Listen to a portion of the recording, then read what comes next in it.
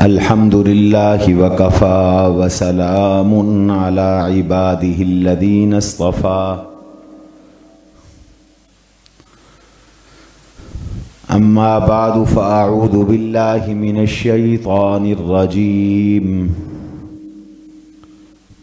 بسم الله الرحمن الرحيم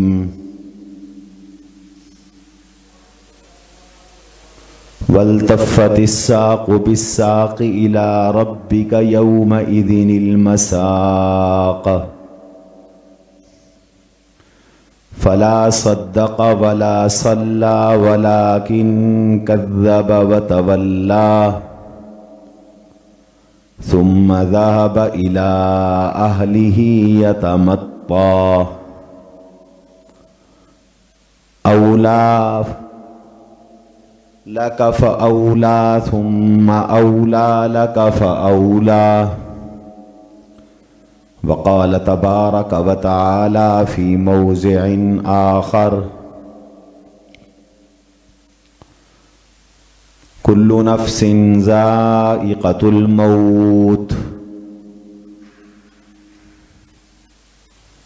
وقال رسول الله صلى الله عليه وسلم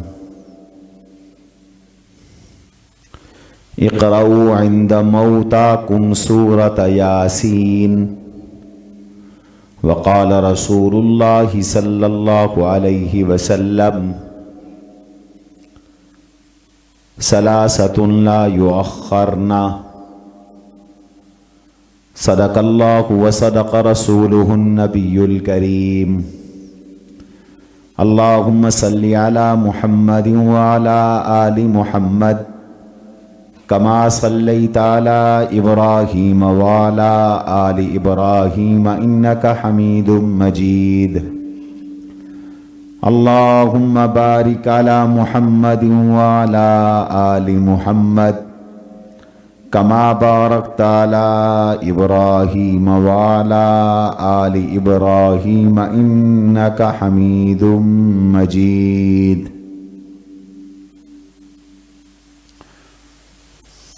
عزیزان گرامی،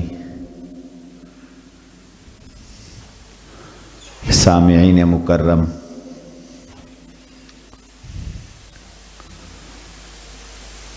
مرنے والے کے احکام کے حوالے سے بات یہاں پہنچی تھی کہ جب کسی کی وفات کا وقت آ جائے تو اس کے قریب بیٹھ کر کلمہ طیبہ اور کلمہ شہادت کا ورد کیا جائے. اس کو تلقین ذکر کہتے ہیں. ذکر کی تلقین کی جائے اور حکم ہے کہ جب موت کا وقت قریب آئے تو چارپائی یا بیڈ اس طرح لگایا جائے کہ سر شمال کی طرف اور پاؤں جنوب کی طرف ہوں تاکہ رخ قبلے کی طرف ہو سکے. ہم سب زندگیوں میں بھی ہمیں حکم ہے کہ ہم فطرت اسلام پر رہیں اور اسلامی فطرت کا حصہ ہے کہ ہمارے رخ قبلے کی جانب ہوں. جناب رسول اللہ صلی اللہ علیہ وسلم اپنی حیات مبارکہ میں جب سوتے تھے تو آپ کا رخ قبلے کی طرف ہوتا تھا. داہنی کروٹ پر آپ قبلہ رخ ہو کر سوتے تھے. یہی سنت عمل ہے کہ نیند میں اللہ اگر جان لے لیں تو آدمی کا رخ قبلے کی طرف ہو۔ اس لیے ایک حدیث میں آتا ہے جناب رسول اللہ صلی اللہ علیہ وسلم نے ارشاد فرمایا کہ جو شخص سوتے وقت وضو کر لے، باوضو ہو، پہلے سے وضو ہے تو ٹھیک ہے، اگر وضو نہیں ہے تو وضو کر لے،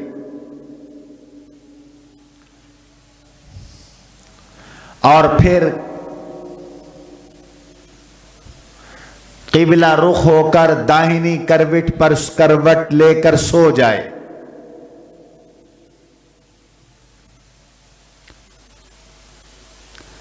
اور سوتے وقت اللہ کا ذکر کرے،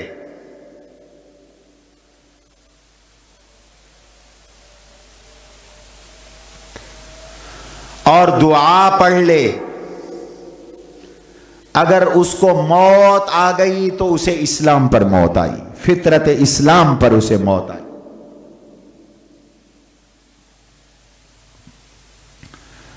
اس لیے مرنے والے کی بھی چارپائی اس طرح کر لو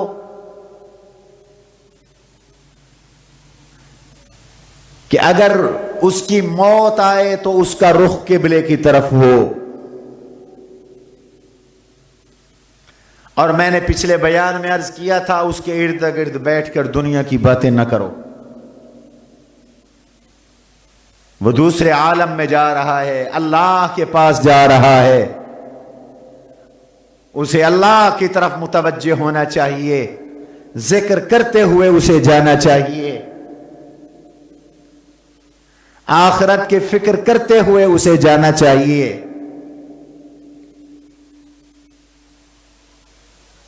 اور مرنے والے کو چاہیے کہ وہ ذکر اللہ پر مرے۔ جناب رسول اللہ صلی اللہ علیہ وسلم نے آخری لمحات میں جو دعائیں پڑھی تھی وہ دعائیں پڑھتا ہوا جائے، اور آپ صلی اللہ علیہ وسلم کی آخری دعا یہ تھی، اللہم اغفر لی وارحمنی والحقنی بالرفیق الاعلی۔ اللہم اغفر لی، یا اللہ مجھے بخش دے، وارحمنی مجھ پر رحم فرما، والحقنی بالرفیق الاعلی، اور مجھے رفیق اعلی یعنی جنت کا اعلی مقام عطا فرما، جنت کے اعلی مقام میں مجھے پہنچا۔ اور جب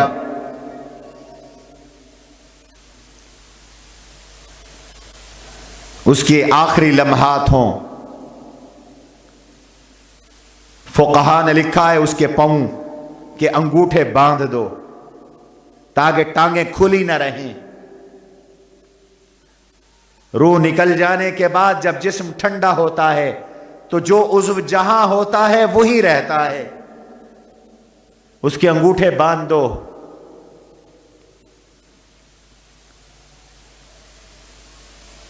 جب روح نکلتی ہے تو آنکھ کھلی رہ جاتی ہے۔ جناب رسول اللہ صلی اللہ علیہ وسلم نے ارشاد فرمایا کہ روح نکلنے کے بعد روح اوپر کو اٹھتی ہے تو آنکھ اوپر کی طرف دیکھتی ہے، تو جب روح نکل جائے آنکھ بند کر دو۔ تھوڑی کے اوپر سر اور تھوڑی کے درمیان پٹی باندھ دو تاکہ منہ بند ہو جائے، اور رخ قبلے کی جانب کر لو۔ روح نکل گئی، اب زبان سے رونے کی اجازت نہیں، لواحقین کو صبر کرو، آنکھ سے رونے کی اجازت ہے، لیکن نوحہ کرنا، بین کرنا، زبان سے ہائے ہائے کرنا، چیخو پکار کرنا، بال کھولنا، رخسار پیٹنا حرام ہے۔ اسی موقع پر پتہ چلتا ہے کس کے دل میں کتنا ایمان ہے اور کون کتنا دین پر ہے۔ البتہ اسلام دین فطرت ہے، غم آدمی کے اختیار میں نہیں ہوتا، رونا اختیار میں نہیں ہوتا، تو رونے کی اجازت ہے۔ دل غمگین ہو، آنکھ ترجمانی کرے اور آنکھ سے آنسو چھلک رہے ہوں، کوئی حرج نہیں، لیکن زبان سے نہ رو۔ آپ صلی اللہ تعالی علیہ وسلم ایک صحابی کی عیادت کے لیے تشریف لے گئے، واپس آئے تو اس کی روح پرواز ہو گئی، عورتوں کے چیخنے چلانے کی آواز آئی، آپ نے سخت ناراضگی کا اظہار فرمایا۔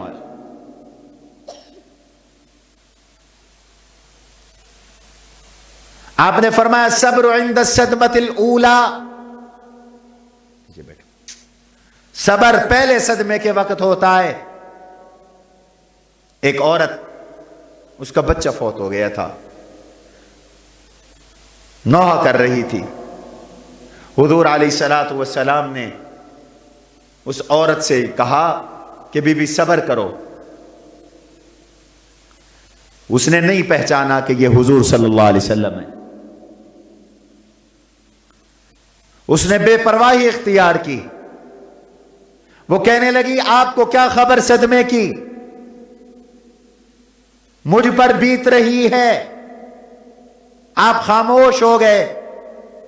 اس کو لوگوں نے بتایا کہ تو نے کیا کیا، تجھ سے جناب رسول اللہ صلی اللہ علیہ وسلم مخاطب تھے۔ وہ حضور کے پاس آئی اور آ کر معذرت کی۔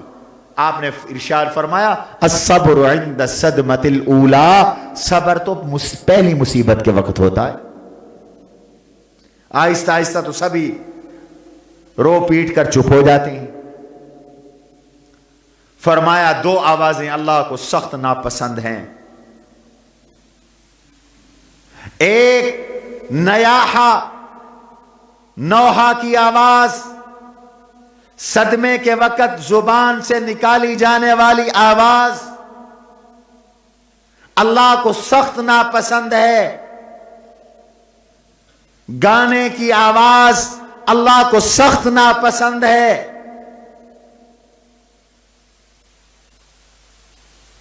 البتہ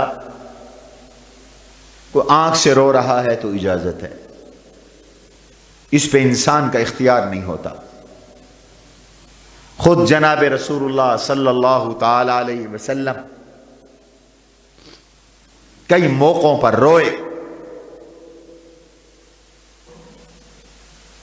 حضرت زینب آپ کی لخت جگر ہیں، انہوں نے حضور کو پیغام بھیجا، ان کے بچے کے آخری لمحات تھے، ابا جان تشریف لے آئیے، میرا بچہ تڑپ رہا ہے۔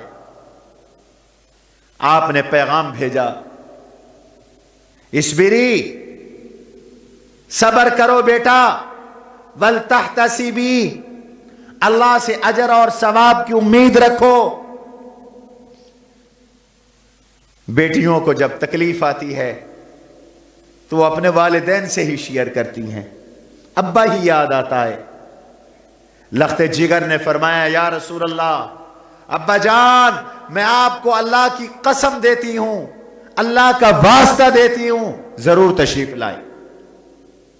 آپ تشریف لائے تو دیکھا سیدہ زینب کا لخت جگر، نور نظر بچہ، حضور کا نواسا، تڑپ رہا تھا، سینہ اوپر نیچے ہو رہا تھا، روح نکلنے کی کیفیت تھی۔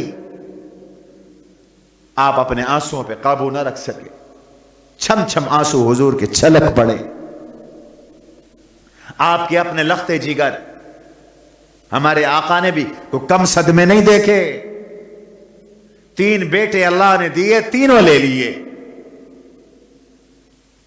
تینوں لے لیے۔ اللہ نے قاسم دیا، لے لیا، اللہ نے عبداللہ دیا، طیب و طاہر جن کا لقب تھا واپس لے لیا۔ ابراہیم آپ علیہ السلام کے لخت جگر حضرت ماریہ قبطیہ آپ کی باندی کے بطن مبارک سے تھے، اللہ نے دیا واپس لے لیا۔ آپ نے دیکھا ابراہیم کی روح نکل رہی ہے، تڑپ رہے ہیں، آپ کی آنکھوں سے آنسو چھلک پڑے، رونے لگ گئے۔ حضرت عبد الرحمن بن عوف رضی اللہ عنہ نے آپ سے فرمایا انت یا رسول اللہ، حضرت آپ بھی رو رہے ہیں؟ آپ نے ارشاد فرمایا القلب یحزن والعین تدمع ولا نقول الا ما یرضی بہ ربنا۔ عبد الرحمن دل غمگین ہے، آنکھ ترجمانی کر رہی ہے، زبان سے اللہ کی رضا کے علاوہ کوئی جملہ کوئی کلمہ نہیں نکلتا۔ میں زبان سے نہیں رو رہا، آنکھ کو رونے کی اجازت۔ اور کچھ لوگ آپے سے باہر ہو جاتے ہیں، خاص طور پر ہماری خواتین، سر سے دوپٹہ اتار دیا، بال کھول لیے، رخسار پیٹنے لگ گئیں، گریبان پھاڑنے لگ گئے۔ آپ علیہ السلام نے فرمایا لیس منا من ضرب الخدود وشق الجیوب ودعا بدعوى الجاہلیہ، اس کا اسلام سے کوئی تعلق نہیں ہے جو رخسار پیٹے، گریبان پھاڑے، جاہلیت کی آوازیں نکالے، جاہلیت کی پکار کرے، ہائے مر گئے، ہائے لٹ گئے، ہائے ہائے کرے۔ آپ نے فرمایا اس کا اسلام سے کوئی تعلق نہیں۔ صبر کرو، اللہ تعالیٰ کی نصرت صبر کرنے والوں کے ساتھ۔ آج دین سے تعلق نہیں ہے، اس لیے صبر چلا گیا، بات بات پہ جھگڑا ہوا، لڑائی ہوئی، اپنا ایمان اپنا دین دنیا تباہ کر دیا۔ ہمارے شید آباد میں اس ہفتے ایک بڑا دل خراش واقعہ ہوا، بہت دکھ ہے۔ میاں بیوی کی لڑائی ہو گئی، میاں بیوی کی، یہ بنگالہ موڑ کا واقعہ۔ میاں بیوی کے جھگڑے میں شوہر کو غصہ آیا، اس بدبخت شقی القلب ظالم انسان نے کیا کیا؟ قرآن اٹھایا، قرآن کو اٹھا کر پھاڑ دیا، اور پھاڑ کر جلتی آگ میں نعوذ باللہ من ذالک پھینک دیا۔ بتاؤ تم پہ زلزلے نہ آئے، خدا کا عذاب نہ آئے؟ بیوی کا غصہ اللہ کی کتاب پر، قرآن کریم پر، قرآن کریم جلا دیا، تھانے میں مقدمہ ہوا ہے، بندہ گرفتار ہے۔ یہ جاہلانہ طریقہ ہے۔ صبر کرو، اس صبر پہ اللہ سے اجر کی امید رکھو۔ جب کوئی فوت ہوتا تھا تو جناب رسول اللہ صلی اللہ علیہ وسلم کا پیغام ہوا کرتا تھا اصبروا فلتصبروا، صبر کرو میاں، ولتحتسبوا، اس صبر پر اللہ سے اجر کی امید رکھو، وہ تمہیں بڑا اجر عطا کرے گا۔ اس لیے حدود میں رہو۔ صدمہ آیا ہے، فوتیدگی آئی ہے، صبر کا مظاہرہ کرو۔ ایک حدیث میں آتا ہے ان المیت لیعذب ببکاء اہلہ علیہ، جس میت کے گھر والے، جو میت مرتے وقت وصیت کر کے مری ہو، جاہلیت میں وصیت کرتے تھے، فیشن سمجھا جاتا تھا کہ جب کوئی مر جائے بہت لوگ روئیں، اس رونے کو فیشن سمجھا جاتا تھا۔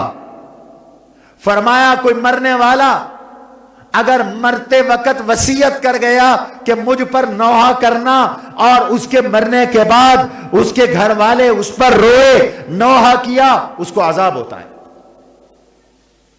اس کے گھر والوں کو عذاب ہوتا ہے۔ میت کے رونے سے، میت کے گھر والوں کے رونے سے میت کو عذاب ہوتا ہے۔ اس پہ کنٹرول ضروری ہے۔ ہمارے ہاں بہت سی رسمیں شروع ہو گئی، رواج شروع ہو گئے، اور جاہلانہ رسمیں.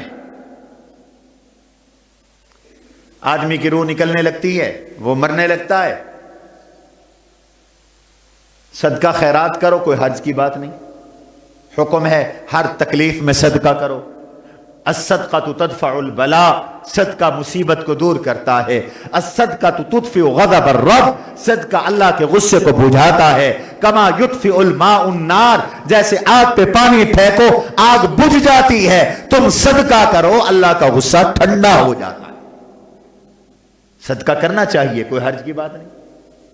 لیکن ہمارے علاقے میں ایک نئی رسم ہے، سننے میں آتی ہے، ہمارے گھروں میں تو الحمدللہ نہیں ہے، کہ جو مر رہا ہے اس کی چارپائی کے نیچے کوئی تھال گندم کا وہ رکھ دیتے ہیں، کچھ گندم کسی برتن میں ڈال کر رکھ دیتے ہیں. کیا دینے کو؟ بیڑی بھاڑا. بیڑی بھاڑا یہ سریکی کی اصطلاح ہے. بیڑی کہتے ہیں کشتی کو، بھاڑا کہتے ہیں کرائے کو. یہ کشتی کا کرایہ ہے، یعنی یہ سفر کر کے جا رہا ہے، ہم فرشتوں کو کرایہ دے رہے ہیں کہ وہ اس کی روح جو قبض کر کے جا رہے ہیں وہ ٹھیک طریقے سے لے جائیں. لا حول ولا قوت الا باللہ، انا للہ و انا الیہ راجعون. فرشتے تمہاری گندم کے محتاج ہیں، وہ کھانے پینے سے پاک ہیں، وہ تقاضۂ بشریت سے پاک ہیں، وہ حوائج اور ضرورتوں سے پاک ہیں. تجھے مجھے ضرورتیں پیش آتی ہیں، ہم نے کھانا بھی ہے، پینا بھی ہے، ہمیں پیسے بھی چاہیے، ہم نے کپڑے لینے ہیں، ہم نے گھر بنانا ہے، بجلی کا بل دینا ہے، سوئی گیس کا بل دینا ہے، مکان کا کرایہ دینا ہے، بچوں کی فیسیں دینی ہے، گھر والوں کا خرچ کرنا ہے. فرشتوں کی نہ بیویاں ہیں، نہ بچے ہیں، نہ گھر والے ہیں، نہ ان کے تقاضے ہیں، اور نہ ان کو یہ چاہیے، نہ یہ اللہ کا حکم ہے، نہ نبی کا طریقہ ہے، نہ فقہا نے لکھا ہے، نہ شریعت کا حکم ہے. یہ محض جہالت ہے. ان جہالتوں کو چھوڑ دو، یہ محض جہالت ہے. اور بعض خاندانوں میں عجیب عجیب خرافات ہوتی، مجھے تو پتہ ہی نہیں کہ کیا کیا رسمیں اب شروع ہو گئی ہیں. جو شریعت کے احکام ہیں مرنے والے کے بارے میں آپ کو بتا رہا ہوں. مرنے والا مر گیا، فوراً غسل دو. بغیر غسل کے رکھنا ٹھیک نہیں ہے. جب تک بغیر غسل کے میت موجود ہے آپ اس کے ارد گرد بیٹھ کر قرآن کریم کی تلاوت نہیں کر سکتے، منع ہے. اس کو غسل دلاؤ، سنت کے مطابق غسل. میت کی حجامت کرنے کی اجازت نہیں ہے. وہ جس حالت میں اسی حالت میں اسے اللہ کے سپرد کرو. جناب رسول اللہ صلی اللہ علیہ وسلم نے یہ احکام ہمیں سکھائے ہیں. بعض خاندان مہندیاں لگاتے ہیں عورتوں کو، میک اپ کرتے ہیں، بعض جگہوں پہ ناخن کاٹے جاتے ہیں، کوئی ضرورت نہیں ہے، منع ہے. جس حالت میں ہے اسے اسی حالت میں رکھو اور غسل دلاؤ. آپ نے غسل کے احکام بتلائے، خود غسل دینا سیکھو. ہر کام میں مولوی کی احتیاج ختم کرو. ہر کام پیسے کے ساتھ کروایا جاتا ہے. ایصال ثواب کے لیے بھی مولوی آئے، خود کر لو نا ایصال ثواب. آگے بتاؤں گا ایصال ثواب کیسے ہے، کیسے کرنا ہے ایصال ثواب. چاہے کسی عالم کو بلاؤ نگرانی کے لیے، لیکن اپنے مرنے والے کی آخری خدمت خود کرو. خود غسل دلاؤ. اور غسل میں سنت ہے، بیری کے پتوں کو پانی میں ڈالو اور پانی گرم کرو. جناب رسول اللہ صلی اللہ علیہ وسلم کو غسل دیا گیا، بیری کے پتے منگوائے گئے اور بیری کے پتے پانی میں ڈالے گئے. اس پانی کے ساتھ آپ کو غسل دیا گیا. غسل کے لیے پہلے سے انتظام کرو، صاف تختے کا غسل کے لیے پہلے سے انتظام کرو، پانی کا، گرم پانی کا، بیری کے پتوں کا، صابن کا، کافور کا پہلے سے انتظام کرو، عطر کا پہلے سے انتظام کر لو، کفن کے کپڑوں کا۔ مرد کا کفن صرف 3 کپڑے، یاد رکھیے، مرد کا کفن کتنا ہے؟ 3 کپڑے، 3 چادریں، کوئی سلا ہوا کپڑا نہ ہو، ادار، لفافہ، قمیص، یہ 3 چادریں۔ ادار کہتے ہیں چادر کو، اس کو آپ نے غسل دے دیا، اور آپ صلی اللہ علیہ وسلم نے غسل کا بھی طریقہ بتایا۔ آپ کی صاحبزادی کو خواتین غسل دے رہی تھی، آپ نے میں توضعنا، پہلے وضو کراؤ، اس سے پہلے سنت ہے استنجا کراؤ۔ پہلے زمانے میں تو کپڑے بنائے جاتے تھے، اب تو گلوز مل جاتی، گلوز کا انتظام کرو، یہ بھی سامان ضرورت ہے۔ استنجا کراؤ، توضعنا، پھر وضو کراؤ، وابدأن بالمیامن، جب غسل دو تو دائیں جانب سے غسل دینا شروع کرو، وضو کراؤ، پہلے ہاتھ دھلاؤ، چہرہ دھلاؤ، اندر پانی ڈال کر کلی کروانے کی ضرورت نہیں ہے اگر اس پر غسل فرض نہ ہو۔ دانت صاف کر لو کپاس سے، کاٹن سے، اور بازو دھلاؤ، پاؤں دھلاؤ، سر کا مسح کرو، پاؤں دھلاؤ، اور پھر اس کو غسل دو۔ دائیں طرف سے اس کو غسل دینا شروع کرو، پہلے دائیں طرف پھر بائیں طرف، صابن لگاؤ۔ جب غسل مکمل ہو جائے تو تھوڑا سا پیچھے سے سہارا دے کر پیٹ کو مل لو، اگر کوئی چیز نکلے تو پانی بہا دو، تولیے کے ساتھ صاف کرو۔ کفن مرد کے 3 کپڑے، ایک چادر ہے، اس کو ادار کہتے ہیں، ایک اور اس کے اوپر چادر ہے جس کو لفافہ کہتے ہیں، تیسرا بغیر سلا ہوا کرتا ہے جو گھٹنے تک ہوتا ہے، درمیان سے قمیض میں سر کا حصہ کٹا ہوتا ہے، وہ بچھا دو، میت کو اوپر رکھو، پہلے کرتے کا کپڑا اوپر ڈال دو سر سے نکال کر، پھر دائیں طرف سے جو چادر ہے، لفافہ ہے، دایاں پہلو اوپر ڈال دو، پھر بایاں ڈال دو، پھر جو سب سے نچلی چادر ہے، یہ کفن ہے۔ اور خواتین کا کفن 5 کپڑے ہیں، 5۔ آج کل اس میں بھی اتنے بنیادی مسائل کا بھی پتہ نہیں ہوتا۔ ادار، لفافہ، قمیص، خمار، درع، پستان باندھنے کے لیے کپڑے کا ٹکڑا ہوتا ہے خواتین کے لیے، ایک اضافی چادر دوپٹے کی طرح ہوتی ہے جو اوپر ڈالی جاتی ہے، اس کے اوپر زیادہ کپڑوں کا وزن نہ ڈالو میت پر، کافی ہیں۔ ہمارے سرائے کی وسیب کا ایک اور رواج ہے، ہر گھر سے ایک کپڑا آئے گا، وہ بیچارے میت پر ڈالیں گے، وہ پہلے موت کا وزن ہے اس کے اوپر۔ تمہیں کیا پتا کہ موت کا ذائقہ کتنا کڑوا ہے۔ حضرت نوح علیہ السلام کے بیٹے حضرت سام کو حضرت عیسیٰ علیہ السلام نے زندہ کیا، ان کا معجزہ تھا۔ عیسیٰ علیہ السلام مردوں کو زندہ کرتے تھے، قرآن بتاتا ہے عیسیٰ علیہ السلام مردوں کو زندہ کرتے تھے۔ ابرئ الاکمہ والابرص واحیی الموتى باذن اللہ، میں مادر ذات اندھے کی آنکھوں پر ہاتھ پھیرتا ہوں، اللہ اس کو بینائی دے دیتے ہیں، برس کے مریض پر ہاتھ پھیرتا ہوں، اللہ اس کو صحت دے دیتے ہیں، اور مردوں پر ہاتھ پھیرتا ہوں، مردوں کو کہتا ہوں قم باذن اللہ، مردے کھڑے ہو جاتے ہیں۔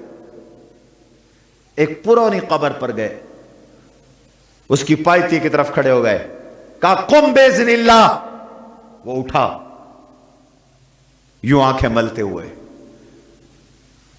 اقامت القیامہ، قیامت قائم ہو گئی ہے؟ حضرت السلام نے سوال کیا، فرمایا نہیں ہوئی۔ پھر مہربانی کرو مجھے دوبارہ سلا دو، مجھے پھر سلا دو۔ پوچھا ایک بات بتلاؤ، موت کے مرحلے سے گزرے ہو، موت کیسے ہوتی ہے؟ کہنے لگے اتنے 100 سال ہو گئے مرے ہوئے، ابھی تک حلق میں موت کی کڑواہٹ باقی ہے، ابھی تک حلق میں موت کی کڑواہٹ باقی۔ تم کیا سمجھو موت کو؟ حضور علیہ السلام کے ایک صحابی ہیں، یہ امام سیوطی نے اپنی کتاب شفاء الصدور لأحوال الموتى والقبور میں لکھا ہے، عمر ابن عاص، ان کی وفات کا وقت تھا۔ ان کے صاحبزادے نے کہا ابا جی آپ اکثر فرماتے تھے کسی سمجھدار مرنے والے سے ملاقات ہو تو پوچھیں کہ موت کے وقت حالات کیسے ہوتے ہیں۔ آپ سمجھدار آدمی ہیں، اب آپ کے آخری لمحات ہیں، آپ ہی بتلا دیں موت کے وقت حالات کیسے ہوتے ہیں۔ تو حضرت عمر ابن عاص نے موت کے وقت کے جو حالات بتلائے، دل پہ ہاتھ رکھو تو میں بتلاؤں، دل پہ ہاتھ رکھو تو میں بتلاؤں۔ 3 باتیں بتلائیں۔ پہلی بات فرمائے بیٹے یہ میری موت کا وقت ہے، یوں لگ رہا ہے کأنی ادخل فی الابرہ، یوں لگ رہا ہے کوئی مجھے سوئی کے ناکے سے گزار رہا ہے۔ اب کسی انسان کو سوئی کے ناکے سے گزارا جائے، گھسیڑا جائے اس میں، تو کیا گزرے گی آپ اندازہ لگاؤ۔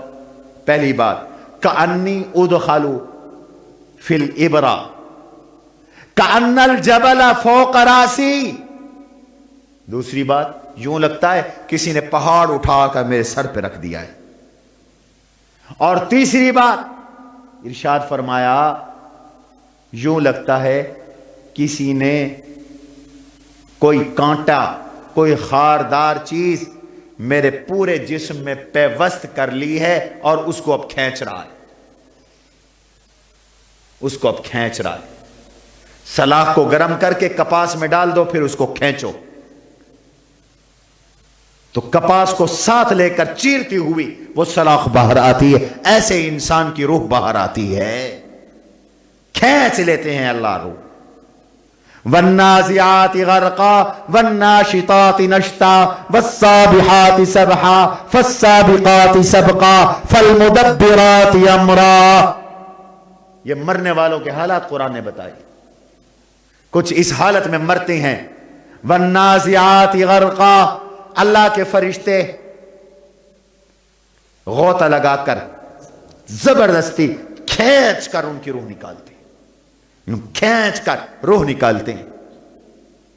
میرے اور آپ کے جسم سے کھینچ کے کرتا بھی نکالیں تو کتنی تکلیف ہوگی، اور روح تو ناخن سے لے کر سر کی چوٹی تک پیوست ہے پورے جسم میں، اور فرشتے یوں کھینچتے ہیں۔ یہ کافر کی روح کھینچی جا رہی ہے۔ والناشطات نشطا، یہ اللہ والوں کی روح کھینچی جا رہی ہے، نیک لوگوں کی روح کھینچی جا رہی ہے۔ بند کھول دیا، روح نکل گئی۔ بند آپ نہ سمجھیں تو یوں سمجھ لیں کہ ٹیوب کا وال نکال لیا، 1 سیکنڈ میں ہوا نکل گئی، اللہ والے یوں دنیا سے جاتے۔ تو یہ اضافی کپڑے، یہ رسمیں رواج ختم کرو۔ شریعت کے مقابلے میں رسموں کی کوئی حیثیت نہیں، رواجوں کی کوئی حیثیت نہیں۔ آپ مجھے ایک بات بتائیں، حضور رواج بتانے آئے ہیں یا رواج مٹانے آئے ہیں؟ ایمان سے بتاؤ۔ حضور نے تو رواج مٹائے ہیں۔ فرمایا جاہلیت کی ساری رسمیں میں اپنے پاؤں کے نیچے روند رہا ہوں، حجۃ الوداع میں فرمایا تھا۔ جاہلیت کے سارے طریقے موضوع تحت قدمی، میرے قدموں کے نیچے، اور ہم نے جاہلیت کے طریقے پالے ہوئے ہیں۔ غسل دو، کفن پہناؤ، سجدے کی جگہوں پہ کافور لگاؤ، پیشانی پہ لگاؤ، ناک پہ لگاؤ، ہاتھوں پہ لگاؤ، گھٹنوں پہ لگاؤ، پاؤں پہ لگاؤ۔ جن 7 اعضاء سے آدمی سجدہ کرتا ہے ان 7 اعضاء پہ کافور لگاؤ، عطر لگاؤ، اس کی اجازت ہے۔ اب ساتھ بیٹھ کر قرآن کریم کی تلاوت کرو، نوحہ نہ کرو، بین نہ کرو، فضولیات نہ بکو، اور جتنی جلدی ممکن ہے جنازہ لے جاؤ۔ آج ہمارے ہاں ایک نئی رسم یہ شروع ہو گئی ہے، اچھے خاصے دینداروں میں بھی 24 گھنٹے جنازے پڑے، 48 گھنٹے جنازے، اور خدا نہ کرے کسی کی باہر ملک موت آئے اور اس کو پاکستان لانا ہو تو 15 دن بعد جنازہ۔ مجھ سے لوگ مسئلے پوچھتے ہیں، کل پرسوں کسی نے پوچھا کہ جی میت آئی تھی 15 دن کے بعد سعودی عرب سے، تو عدت موت سے ہے یا عدت دفن سے ہے؟ مسئلہ پوچھ رہا تھا۔ نہ، یہ نہ کرو۔ آپ فرماتے ہیں جب تم جنازہ کندھوں پہ اٹھاتے ہو تو جنازہ کہتا ہے اذا حملتم الجنازۃ علی الاعناق فان کان صالحا یقول قدمونی قدمونی، اگر جنازہ نیک ہو تو وہ کہتا ہے مجھے جلدی لے چلو، مجھے جلدی لے چلو، مجھے میرے گھر لے چلو، مجھے میری جنت میں لے جاؤ، مجھے میرے ٹھکانے میں لے جاؤ۔ اس کو جلدی جانا چاہیے تاکہ وہ اپنے گھر میں پہنچے، اور اگر بدکار ہے تو حضور فرماتے ہیں تب بھی جلدی لے جاؤ تاکہ اس کی نحوست سے دنیا والے آزاد ہوں۔ جلدی جنازہ پڑھو، دیر نہ کرو، بس اتنی دیر کی اجازت ہے کہ قبر تیار ہو جائے، فوراً قبر کے لیے آدمی بھیج دو، قبر تیار ہو جائے، جنازہ پڑھو۔ جنازہ ہم پڑھتے ہیں، جنازہ لے